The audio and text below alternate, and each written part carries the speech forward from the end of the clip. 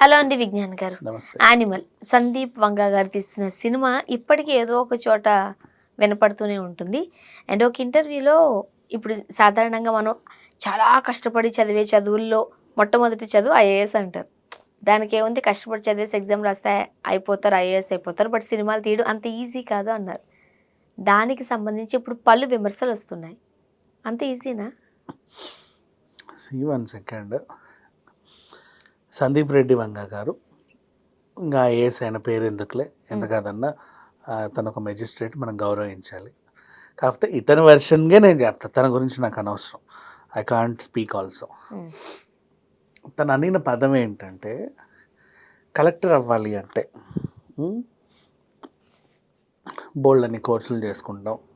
ఇప్పుడు ఇప్పుడు నువ్వే కలెక్టర్ అవ్వాలి, ఇంటి దగ్గర నుంచి హైదరాబాద్ వస్తావు, కవాడిగూడ లేకపోతే నారాయణగూడ ఆ సర్కిలేక ఖచ్చితంగా అదే ఐఏఎస్ సర్కిల్. ఇప్పుడు దిల్ష్ నగర్ అంటే పోలీసు వాళ్ళు, అమీర్పేట ఏమో ఈ సాఫ్ట్వేర్ కోర్సులు, ఇందిరా పార్కే ఐఏఎస్ అంట, అదే అదే ఐఏఎస్ఏ కదా. కూకట్పల్లి ఏంటి మరి? ఇవి ఈ సెల్ ఫోన్ రిపేర్లు, ల్యాప్టాప్ రిపేర్లు, ఇలాంటివన్నీ కూకట్పల్లి. బేసిక్ లేదు, అన్ని అలాగే ఉంటాయి. ఇప్పుడు పోలీస్ ట్రైనింగ్ సెంటర్లన్నీ తెలుసున్నాగరే, కానిస్టేబుల్ సెంటర్లన్నీ. అండ్ వీళ్ళు కూడా ఈ కవాడి కూడా దాటి రారు. నారాయణ కూడా, కవాడి కూడా, హిమాయత్ నగర్ సర్కిల్ అంతే, ఇక్కడే వీళ్ళు ఉండేది. గాంధీనగర్ ఇవి. సో ఇక్కడికి వచ్చి ఇప్పుడు ఐఏఎస్ ఆఫీసర్ అవ్వాలి అంటే సిటీ దగ్గరకు వస్తారు, ఏదో ఒక రూమో హాస్టల్లో తీసుకుంటాం. తర్వాత ఏంటి, దగ్గర స్టడీ సర్కిల్స్ అని ఉంటాయి. ఇంత క్యాబిన్ ఇస్తారు, ఒక కుర్చీ నీకు, ఈ షెల్ఫ్ నీదే ఆ నెలకి. హాస్టల్ రెంట్ కట్టినట్టు నువ్వు దీనికి నెలకు రెంట్ కట్టాలి. అక్కడికి వచ్చి నీ పుస్తకాలు పెట్టుకొని రోజు ఓ మంచి వాతావరణంలో చదువుకుంటూ ఉంటాం. ఈ పక్కన కూడా నీకు ఫ్రెండ్స్ ఉంటారు. ఇట్లా డౌట్స్ అడుగుతా, షేర్ చేసుకుంటా, మీరు అందరు కలిసి గ్రూప్ స్టడీస్ చేసుకుంటూ డెవలప్ అవుతారు. అది స్టడీ సర్కిల్స్. అలా ఏ 3 ఏళ్ళకో 4 ఏళ్ళకో నువ్వు రాసి నీ ప్రతిభ బాగా కనబరిస్తే అవుతావు, లేదంటే మళ్ళీ ట్రై చేస్తూ ఉంటావు. అయ్యావే అనుకో, నీ అదృష్టం బాగుండి కరెంట్ అఫైర్స్ చదువుతావు. నీ ఆ కరెంట్ అఫైర్స్ అయినా ఒకసారితో ఆ అకాడమిక్ ఇయర్ వరకు పర్ఫెక్ట్గా ఉంటుందా అంటే కరెంట్ అఫైర్స్ కదా, ప్రతి నెలకి మారుతూ ఉంటాయి, ఏవేవో అవుతూ ఉంటాయి అద్భుతాలన్నీ. అవన్నీ నువ్వు తెలియాలి, గుర్తుపెట్టుకోవాలి, గతం తెలియాలి, ప్రస్తుతం తెలియాలి. ఇవన్నీ చదివి నువ్వు ఐఏఎస్ అవుతావు. నీ దగ్గర క్రియేటివిటీ ఏముంది, నీ ఇవే తెలుసు నీకు. నువ్వు జాబ్లోకి వచ్చినా నువ్వు అవే చేయాలి. మంచి ఐఏఎస్ అనుకో, తారక రాముడు లేకపోతే మావిడ కలెక్టర్ ఈ టైపు, లేదా మన సూర్యవంశంలో మీనా టైప్ ఆలోచించి ఆ జీవితం అలా ఉండాలి. This is what. సినిమాలు తీయాలంటే మాత్రం నువ్వు ఏం చదవాల్సిన అవసరం లేదు, కానీ చదవాలి. ఏం చదవాలి? ప్రపంచాన్ని చదవాలి, ఒక దృష్టితో చదవాలి. ఆ ఏ దృష్టితో అయితే నువ్వు చూస్తూ చదువుతున్నావో ప్రపంచం మొత్తానికి ఆ దృష్టి కన్విన్స్ అవ్వాలి. నువ్వు చూసే విధానం, నువ్వు చూసే బొమ్మ, నువ్వు తీసే బొమ్మ, నువ్వు తీయాలనుకునే బొమ్మ, నువ్వు రాసే కథ, నువ్వు తీర్చిదిద్దిన పాత్ర, ఆ ఫ్రేమ్ కానీ ఏదైనా సరే ప్రపంచవ్యాప్తంగా కన్విన్సింగ్ ఉండాలి. చూసిన ప్రతి ఒక్కరు ఇలా చూడాలి, ఇలాగే చూడాలి, బాగుంది అనుకోవాలి, లేదా కనీసం బాగాలేదన్నా అనుకోవాలి, ఓ అభిప్రాయం అయితే చెప్పాలి. అది ఆ క్రియేటివిటీ అనేది సినిమా వాడికే వస్తుంది. ఐఏఎస్ సినిమాలు తీయలేడు, తన నాలెడ్జ్ వేరులే. అలాంటి సినిమా వాడు ఐఏఎస్ అవ్వలేరు, వీళ్ళ నాలెడ్జ్ వీళ్ళది. ఐఏఎస్ చదివిన వాళ్ళు కూడా పక్కన ఉండే ఎదురుగుంటా ఉండే వాళ్ళని అందరినీ కన్విన్స్ చేస్తేనే నీకు ఒక పోస్ట్ అనేది ఇస్తారు. అదంతా చిన్న విషయం కాదు. అలాంటిది మా సినిమా వాళ్ళు మీ ఐఏఎస్లని ఎంతగా గౌరవిస్తారు. మేము ఎన్ని సినిమాలు, ఇప్పుడు ఇందాక నేను చెప్పిన 3 సినిమాలు, నిన్న వచ్చిన గేమ్ చేంజర్ కూడా అంతేగా, ఐఏఎస్ ఆఫీసర్లను బాగా గౌరవించారు వాళ్ళు.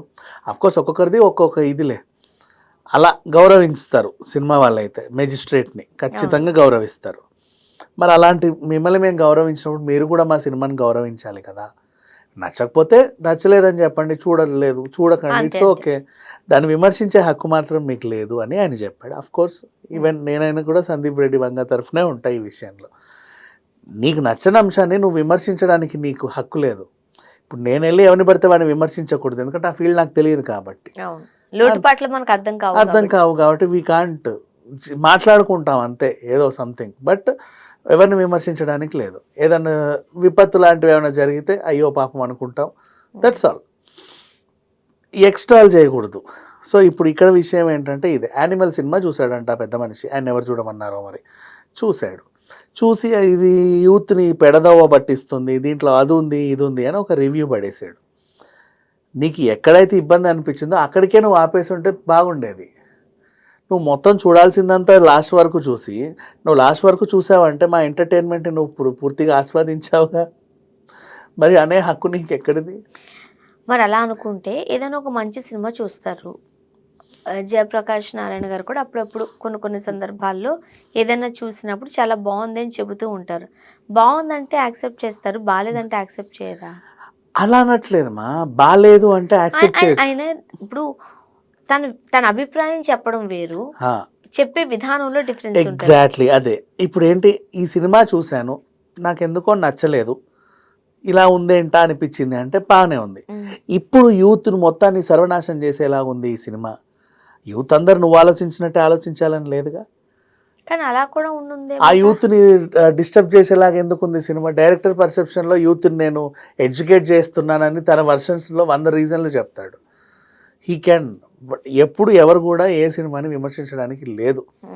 ఎందుకు అంటే వాళ్ళ కోణంలో, వాళ్ళ దృష్టి కోణంలో ఒకటి తీశారు, అది నీకు నచ్చలేదు అంటే దానికి దూరంగా ఉండు అంతే.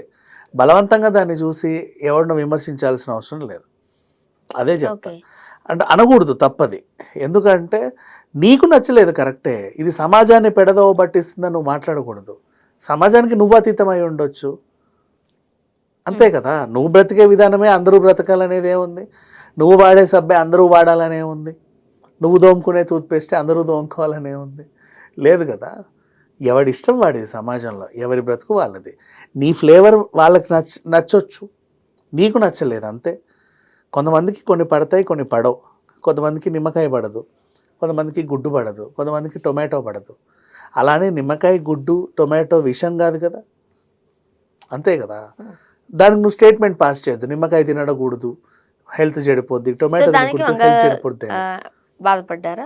బాధపడలా, చక్కగా కౌంటర్ ఇచ్చాడు, చెప్పుతో కొట్టినట్టు చెప్పాడు. ఇంకా గట్టిగా చెప్పాలంటే గట్టిగా సమాధానం చెప్పాడు. అంటే తను చెప్పిన విధానం ఎవరికి నచ్చలా. చూడకూడదు అన్నప్పుడు చూడకండి, ఇట్స్ ఓకే.